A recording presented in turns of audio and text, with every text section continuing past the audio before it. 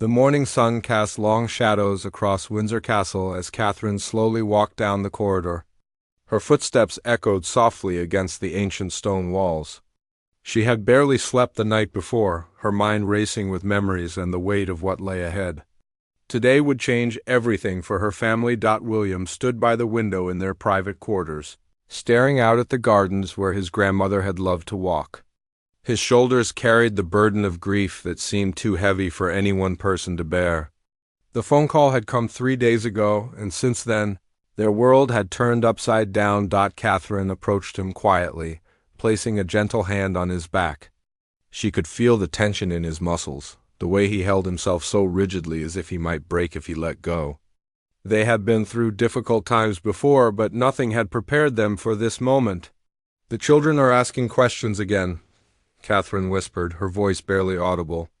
"George keeps wondering why everyone looks so sad.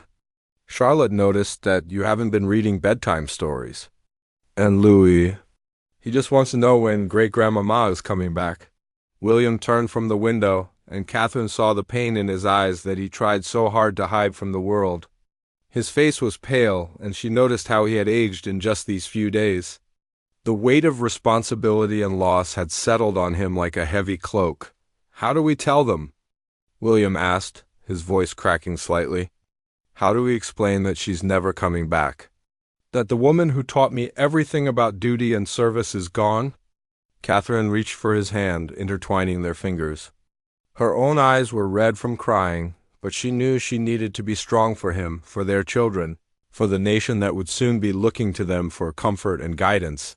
The castle felt different now. The hallways that once buzzed with activity seemed quieter, more solemn. Staff members moved with careful steps, speaking in hushed tones. Everyone understood that they were living through a moment that would be remembered in history books. Catherine remembered the last conversation she had with the Queen just 2 weeks ago. They had been discussing the children's education and their upcoming summer plans. The Queen had laughed at something Louis had done, her eyes twinkling with the joy she always found in her great-grandchildren. Now that laughter was just a memory. "She loved them so much," Catherine said, thinking of how the Queen would light up whenever the children visited. Remember how she would sneak them extra biscuits during tea time? And the way she would listen so carefully to all their stories, no matter how silly they seemed? William smiled through his tears, remembering those precious moments. She had this way of making everyone feel special, didn't she? Whether it was a world leader or a 5-year-old grandson, she gave them her complete attention. The couple sat down together on the sofa where they had shared so many quiet moments over the years. Catherine pulled a photo album from the side table, one filled with family pictures from recent holidays and celebrations. They flipped through the pages slowly, each image bringing back a flood of memories. There was the Queen teaching Charlotte how to wave properly from the balcony. Another showed her helping George with his first horse riding lesson, and one of her special moments with Louis, where she was showing him the ancient armor collection, his eyes wide with wonder. She was getting frailer, William admitted quietly.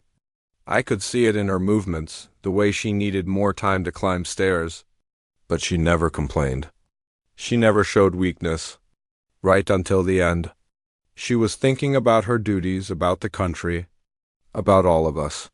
Catherine nodded, remembering how the Queen had insisted on continuing her royal engagements even when everyone could see she was tired. Her sense of duty was legendary, and it had shaped William's own understanding of what it meant to serve. The phone rang, interrupting their quiet reflection. It was another call from palace officials, another detail that needed to be arranged for the ceremonies ahead. William answered with the composure that had been trained into him since childhood. But Catherine could see the effort it took as he spoke about funeral arrangements and protocol. Catherine thought about the magnitude of what was happening. The country was about to say goodbye to the longest reigning monarch in British history. People around the world were already beginning to gather, wanting to pay their respects to a woman who had devoted her entire life to service. But for Catherine and William, this wasn't just about a queen.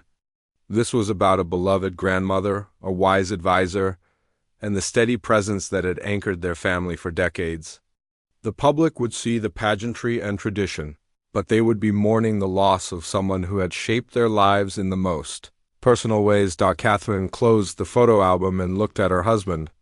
Despite everything they were facing, she felt grateful that they would face it together. The Queen had taught them about the importance of supporting each other through difficult times, about the strength that comes from unity. "We'll get through this," Catherine said softly. "We'll honor her memory, we'll comfort our children, and we'll help the nation heal." That's what she would want us to do. William squeezed her hand, drawing strength from her words and her presence. Outside, the world was already changing. Soon he would carry new responsibilities and a new title. But right now, in this quiet moment, he was simply a grandson who had lost someone irreplaceable. Supported by a wife who understood the depth of his grief, the afternoon stretched ahead of them, filled with preparations and difficult conversations. But they would face it together, just as they had promised each other years ago, and just as the Queen had shown them through her own example of unwavering partnership and dedication. 2 months had passed since the funeral, and Catherine noticed subtle but important changes in their family dynamic. William had grown into his new role with a confidence that reminded her of his grandmother, though his approach was distinctly his own. He brought a modern perspective to ancient traditions, always asking himself what the Queen would have done while also considering what was right for the current times. The children had returned to their normal school routines, but they carried with them a new understanding of loss and resilience.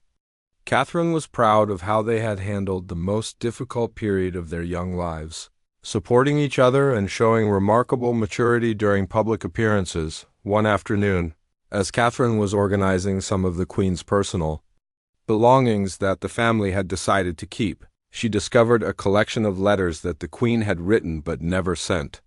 They appeared to be notes to family members, written during quiet moments when she wanted to express feelings that formal protocol rarely allowed her to share openly. Among them was a letter addressed to William, dated just a few months before her death. With trembling hands, Catherine brought it to him as he finished his afternoon meetings. "You should read this alone first," Catherine suggested, though William immediately asked her to stay with him as he opened the envelope. The letter was written in the Queen's careful handwriting, each word chosen with the precision that had characterized her entire life. She wrote about her pride in William's development as a leader, her confidence in his ability to handle the responsibilities that would come his way, and her hopes for the future of the monarchy under his guidance. But the most touching passages were about family.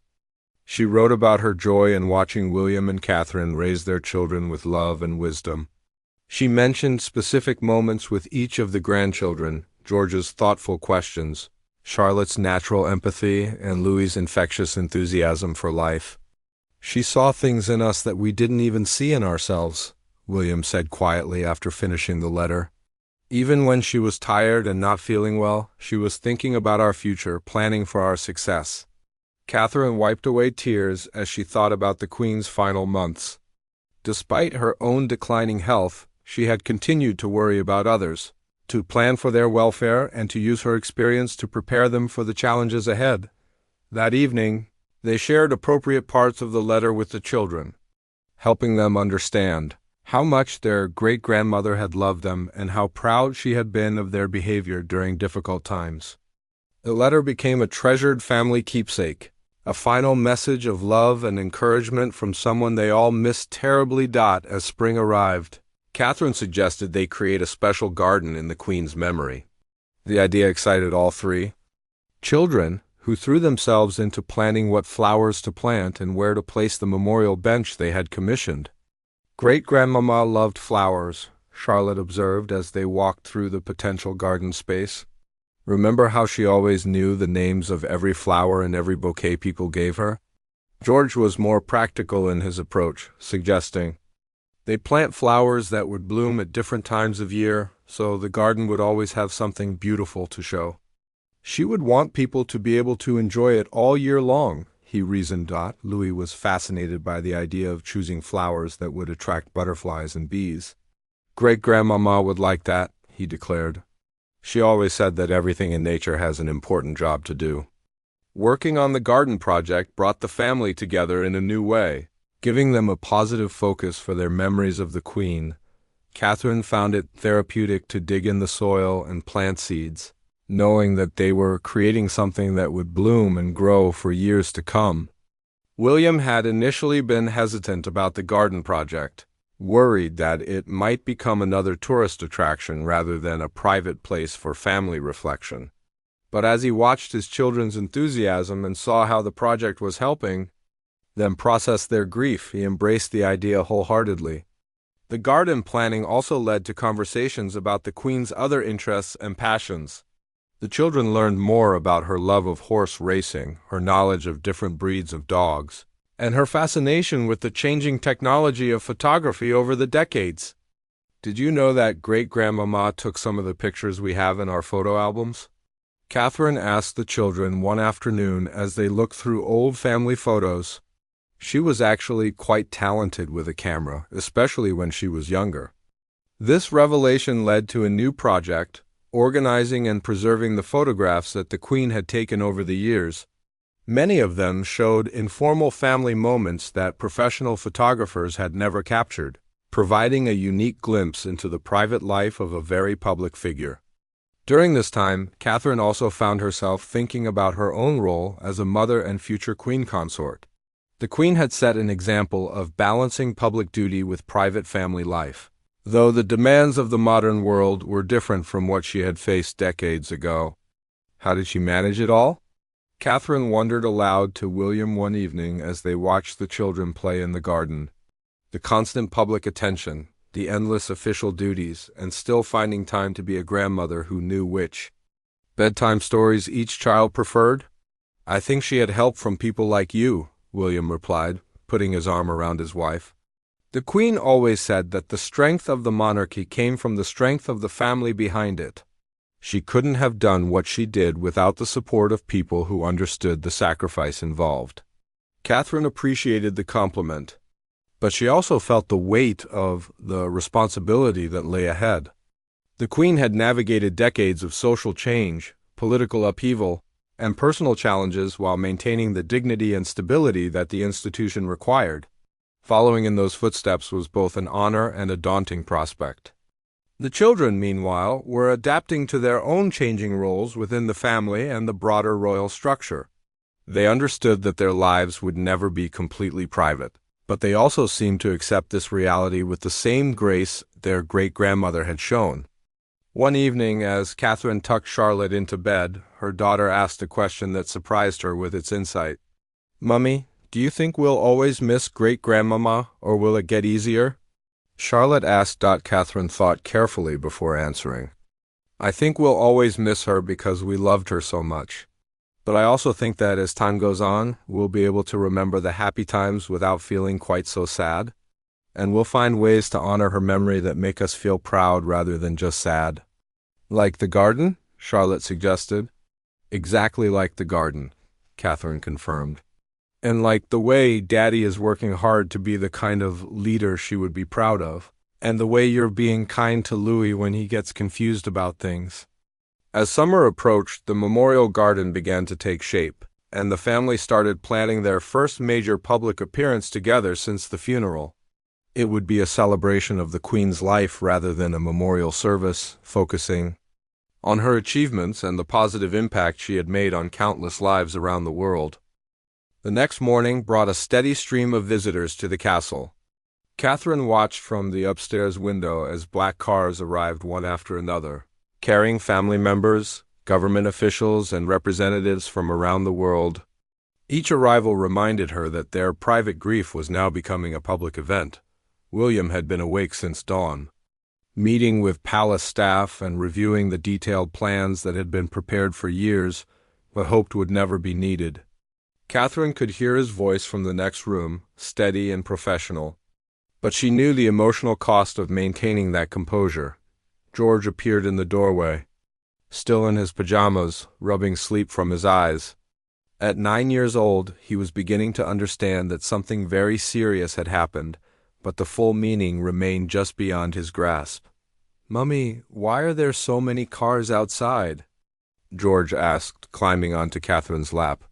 And why does Daddy keep having meetings so early? Catherine held her eldest son close, breathing in the familiar scent of his hair. How could she explain to him that the world as he knew it was about to change forever? That the great-grandmother who had been such a constant presence in his life was gone? "Darling, you know how great-grandmama was very old and had been feeling tired lately?" Catherine began carefully. "Well, sometimes when people get very old, their bodies stop working. Great-grandmama has gone to heaven to be with great-grandpapa." George was quiet for a long moment, processing this information. "Will we ever see her again?" he asked, his voice small and uncertain. "Not in the way we're used to," Catherine replied honestly. "But we'll always have our memories of her. And we can look at pictures and tell stories about all the wonderful times we had together." Charlotte and Louis joined them, sensing something important was happening. Charlotte, at 7, was more perceptive than her younger brother and had already noticed the sadness that seemed to fill every room in the castle. "Is that why everyone has been crying?" Charlotte asked quietly. "Is that why Daddy looks so sad?" Catherine gathered all 3 children close to her, feeling the weight of helping them through their first real experience with loss. The Queen had been such a special figure in their lives, someone who had time for their questions and stories, who remembered their birthdays and favorite foods. William appeared in the doorway, having finished his morning meetings. His face softened when he saw his family huddled together, and Catherine could see him making the conscious choice to set aside his official duties and be present as their father. "Come here, all of you," William said, settling into the large armchair nearby. "I want to tell you some stories about great-grandmama that you might not know." Louis climbed immediately into his father's lap, while George and Charlotte settled on either side. Catherine remained nearby, grateful for this moment of family connection amid all the formal preparations. "Did you know that when I was your age, George, great-grandmama taught me how to drive on the private roads here at Windsor?"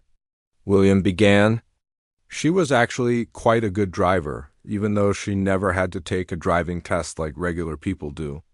The children giggled at this, and Catherine saw some of the tension leave William's shoulders as he focused on sharing happy memories rather than dwelling on the loss. "She also loved horses more than almost anything," William continued. "When your mummy was first learning to ride, great-grandmama spent hours teaching her the proper way to mount a horse and how to hold the reins." Catherine smiled at the memory. Those riding lessons had been some of her favorite times with the Queen, away from the formality of state functions and public appearances. They had talked about everything during those rides across the countryside. "Will we still be able to ride the horses?" Louis asked, his 4-year-old mind focused on the practical concerns that mattered most to him. "Of course we will," William assured him. "And every time we do, we can remember great-grandmama and how much she loved teaching all of us to appreciate these beautiful animals." A knock at the door interrupted their family time. One of the private secretaries entered with an apologetic expression, clearly reluctant to intrude but carrying urgent matters that couldn't wait. "Sir, the Prime Minister needs to speak with you about the arrangements for tomorrow's ceremony," the secretary said quietly. "And there are several heads of state who have called personally to offer their condolences." William nodded, understanding his dual role as grieving grandson and future king. He kissed each of his children and promised to continue their conversation later. Catherine could see the effort it took for him to switch from father mode back to his official responsibilities. As William left for another series of meetings, Catherine decided to take the children to visit their great-grandmother's private sitting room. It remained exactly as she had left it, with her favorite books on the side table and photographs of family members scattered throughout. "She kept all our school pictures on her desk," Charlotte observed, pointing to the small frames that held their latest school photos alongside pictures of cousins and family members from around the world. Catherine picked up one of the Queen's favorite books, a worn copy of poetry that she had read countless times. "Great-grandmama loved reading," she told the children. "She always said that books could take you anywhere in the world, even when you had to stay in one place for your job." Louis found a small music box that the Queen had kept on her dresser. When he opened it, a gentle melody began to play, and a tiny dancer spun around inside. "She showed this to me once," he said with wonder. "She said it was very old and special." George was examining the photographs more closely. "Why do some of these pictures look different?" he asked, pointing to the black and white images mixed among the color photographs. "Those are very old pictures," Catherine explained. "Some of them are from when great-grandmama was a little girl, just like Charlotte, and some are from when Daddy was a baby, younger than Louis is now." The children spent time looking at each photograph, asking questions about the people and places they saw. Catherine realized that this room contained nearly a century of family history, documenting the changes and growth of their family through decades of joy and sorrow. As they prepared to leave the sitting room, Charlotte turned back one more time. "It still smells like her perfume," she said softly. "Like flowers and something else that was just her?" Catherine's eyes filled with tears at her daughter's observation. It was true. The Queen's presence was still strong in this room, in the choices she had made about what to keep close and what to display. This space reflected her personality in ways that the formal state rooms never could. They made their way back to their own quarters, where Catherine began the difficult task of helping the children choose appropriate clothing for the ceremonies ahead. Everything had to be perfect, but she also wanted them to feel comfortable during what would be a long and emotionally challenging day. The day of the ceremony arrived with gray skies that seemed to match the nation's mood. Catherine stood before the mirror in their bedroom, adjusting her black dress one final time. Her hands trembled slightly as she fastened the pearl necklace that had been a gift from the Queen years ago. William emerged from his dressing room, impeccable in his military uniform. The medals and insignia caught the light, each one representing years of service and dedication. But Catherine could see past the formal appearance to the man underneath, still struggling with the reality of saying goodbye. "The children are ready," Catherine reported quietly. "George has been practicing his bow, and Charlotte keeps asking if her dress is appropriate. Louis is being Louis. He's more interested in the horses that will be part of the procession than understanding why we're all dressed in black." William managed a small smile at this. Their youngest had an uncanny ability to find joy and wonder even in the most solemn moments. Perhaps that was a blessing, Catherine thought. Louis would remember this day, but hopefully without the full weight of grief that the older children would carry.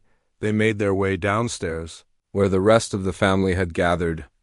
The atmosphere was heavy with unspoken emotion. Everyone understood the historical significance of what they were about to witness. But for those who had known the Queen personally, it was simply the hardest goodbye they would ever have to say. Catherine's parents had arrived earlier that morning, offering quiet support and helping to keep the children calm. Her mother had been particularly helpful in explaining to Louis why everyone seemed so serious. Using gentle words that a 4-year-old could understand, the journey to Westminster Abbey passed in relative silence. Catherine held William's hand in the car, both of them lost in their own thoughts and memories. Through the windows, they could see thousands of people lining the streets, many holding flowers or small British flags. The outpouring of love and respect was overwhelming. "Look at all the people," George whispered, his young face pressed against the window. "They're all here for great-grandmama. She touched so many lives," William replied, his voice thick with emotion. "People from all over the world loved and respected her, just like we did." Inside the Abbey, Catherine felt the weight of history surrounding them. This ancient building had witnessed coronations, weddings, and funerals for centuries. Today, it would host a ceremony that would be remembered for generations to come. As they took their seats in the front row, Catherine could feel the eyes of the world upon them. Television cameras were broadcasting this moment to millions of viewers. But she tried to focus on what really mattered, being present for William and their children during this incredibly difficult time. The service began with music that the Queen had personally selected years ago. Catherine recognized some of the hymns from family celebrations and Christmas gatherings. Hearing them now, in this context, brought fresh tears to her eyes. Throughout the ceremony, Catherine kept a watchful eye on the children. George stood straight and solemn, clearly understanding the importance of the moment. Charlotte held Catherine's hand tightly, occasionally wiping away tears with her other hand. Louis fidgeted slightly but remained remarkably well behaved for such a long and formal event. When it came time for William to deliver his reading, Catherine felt her heart break a little more. His voice was steady and clear as he spoke, but she could see the tremendous effort it took for him to get through each word. The passage he had chosen spoke of service, dedication, and love, all qualities that had defined his grandmother's remarkable life. The Archbishop's words about eternal rest and peaceful sleep resonated throughout the vast space. Catherine thought about the Queen's final weeks, how she had remained engaged with her duties even as her strength was failing. Even in her last official acts, she had been thinking about the future of the country and the welfare of her family. As the service drew to a close, Catherine prepared herself for the most difficult part of the day. The final procession to Windsor would be their last opportunity to accompany the Queen on her final journey home, the place where she had been happiest, surrounded by her horses and dogs. Away from the pressures of public life, the children handled the solemn procession with remarkable maturity. Catherine was proud of how they had comported themselves throughout the long day, showing respect and dignity while dealing with emotions they were still too young to fully understand. Back at Windsor, a smaller, more intimate service awaited them. This was for family only, a chance to say their final, private goodbyes away from the cameras and crowds. Here, in the chapel where the Queen had worshipped regularly, they could grieve more openly. Catherine watched as William approached the casket one last time. His shoulders shook as he placed a hand on the dark wood, finally allowing himself to break down after maintaining his composure all day. She wanted to go to him, to offer comfort, but she understood that he needed this moment alone with his grandmother. The children said their own quiet goodbyes, each in their own way. George stood solemnly for several minutes as if trying to memorize the moment. Charlotte whispered something that only she and her great-grandmother could hear. Louis, not fully understanding the finality of it all, simply waved goodbye as he might have done at the end of any visit. As they prepared to leave the chapel, Catherine felt a strange sense of peace settling over them. The hardest part was over. The public ceremonies were complete, the formal goodbyes had been said. Now came the longer, more difficult process of learning to live without someone who had been such an important part of their lives. Walking back toward the castle in the fading afternoon light, Catherine reflected on everything the Queen had meant to their family. She had been a mentor, a source of wisdom, and a constant presence through good times and bad. Her influence would continue to shape their lives for years to come. William walked beside her, holding Louis's hand while George and Charlotte flanked them on either side. Despite everything they had been through, they were still a family. They would support each other through the grief and help each other keep the Queen's memory alive. The evening ahead would be quieter, more private. There would be time to rest, to reflect, and to begin the process of healing. Tomorrow would bring new responsibilities and challenges, but tonight they could simply be a family mourning together. 3 weeks after the funeral, life at the castle had settled into a new rhythm that still felt strange and incomplete. Catherine walked through the halls that had once echoed with the Queen's footsteps, noticing how different everything felt now. The staff moved quietly, and there was a sense that everyone was still adjusting to the absence of the woman who had been the heart of this place for so many decades. William had thrown himself into his new responsibilities with the same dedication that his grandmother had always shown. Catherine watched him during their morning meetings with advisors and staff, seeing how he was growing into his expanded role. But she also noticed the moments when grief would catch him unexpectedly, when someone mentioned something the Queen would have enjoyed, or when he passed her empty sitting room. The children were handling the loss in their own individual ways. George had become more serious, asking thoughtful questions about duty and responsibility that seemed too mature for his 9 years. Catherine found him one morning reading one of the Queen's favorite books, trying to understand what had made it special to his great-grandmother. "Mummy, Do you think great-grandmama would be proud of how we're doing? George asked one afternoon as they walked through the gardens together. I've been trying to remember all the things she taught me about being responsible. Catherine's heart ached at the earnestness in his voice. She would be very proud, she assured him. She always said that the most important thing was to treat people with kindness and to always try your best. You've been doing both of those things. Charlotte had channeled her grief into caring for others, much like the Queen had done throughout her life. She had been extra helpful with Louis, reading him stories and helping him understand why the adults around him still seemed sad sometimes.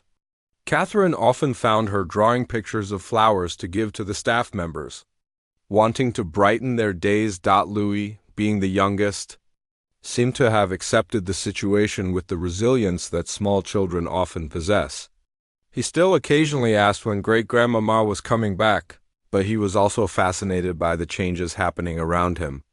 He loved watching the guards in their new formations and was endlessly curious about why certain traditions were different now. One evening, as Catherine was helping the children get ready for bed, Charlotte made an observation that stopped her in her tracks. "Mummy, I think great-grandmama is still here sometimes," Charlotte said quietly as Catherine brushed her hair.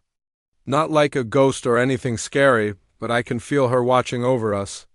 Like when I was nervous about my piano recital last week, I could almost hear her telling me to stand up straight and remember that everyone wants me to do well." Catherine felt tears spring to her eyes. "I think you're right, darling. The people we love never really leave us completely. They live on in our memories and in the lessons they taught us." Meanwhile, William was struggling with his own adjustment to life without his grandmother's guidance.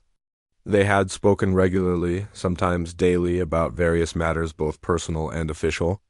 Now, when difficult decisions arose, he found himself wondering what advice she would have given, one particularly challenging evening. After a long day of meetings about constitutional matters, William sat in the Queen's former study, surrounded by her books and papers. Catherine found him there, staring at an old photograph of himself and the Queen from when he was about George's age. "She made it look so easy," William said when Catherine settled beside him. "All those years handling crisis after crisis, making difficult decisions, and she always seemed to know exactly what to do. How did she manage it?" Catherine thought about the question carefully. "I think maybe it only looked easy because she had so much experience. Remember, she had been doing this for over 70 years. She made mistakes too, especially in the early days, but she learned from them. I keep thinking about conversations we had," William continued. "Things she said about leadership, about putting the needs of others before your own comfort. I understand the words, but living them every day. It's harder than I expected." Catherine reached for his hand. "You don't have to become her overnight. You just need to become the best version of yourself. She saw something special in you, something that convinced her you were ready for these responsibilities." They sat together in comfortable silence, both lost in their own thoughts. The room still smelled faintly of the Queen's perfume, and her presence felt almost tangible in the space where she had worked and made countless important decisions.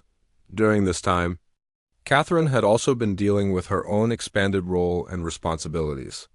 She found herself stepping into duties that had previously been handled by the Queen, working with charities and organizations that had been close to her grandmother-in-law's heart. At a children's hospital visit the previous week, Catherine had met a little girl who reminded her strongly of Charlotte. The child had been excited to meet her, but had also asked with the innocent directness of youth why the Queen hadn't come too. "The Queen had to go away," Catherine had explained gently. "But she asked me to come and visit with you instead. She wanted me to tell you that she thought you were very brave." The little girl had accepted this explanation with a smile, and Catherine realized that, in some ways, the Queen's work would continue through all of them. The causes she had supported, the people she had championed, the values she had embodied, all of these would live on through her family's continued dedication. That evening, Catherine shared the story with William and the children over dinner. Louis was particularly interested in the hospital visit, asking detailed questions about the medical equipment he might see if he ever had to visit a hospital. Great-grandmama visited lots of hospitals, didn't she? George observed. I remember her telling me about meeting children who were sick and how she tried to cheer them up. She believed that sometimes just showing up and paying attention to people could make them feel better. William explained. She used to say that her presence might not cure anyone's illness, but it could remind them that someone cared about them. Charlotte nodded thoughtfully. Like when I draw pictures for people when they're sad. It doesn't fix the sad feeling, but it shows them that I'm thinking about them. Exactly like that, Catherine confirmed, struck once again by her daughter's intuitive understanding of compassion and service. As the weeks passed, Catherine began to see signs that they were all adapting to their new reality. William was growing more confident in his role, making decisions with greater certainty and developing his own style of leadership. The children were processing their grief in healthy ways, talking openly about their feelings and memories. The castle itself seemed to be adjusting too. New routines had been established, and while the Queen's absence was still keenly felt, life was moving forward. Catherine often thought about how the Queen would have wanted it this way, no prolonged wallowing in grief, but rather a healthy process of mourning combined with a commitment to continuing the important work that lay ahead.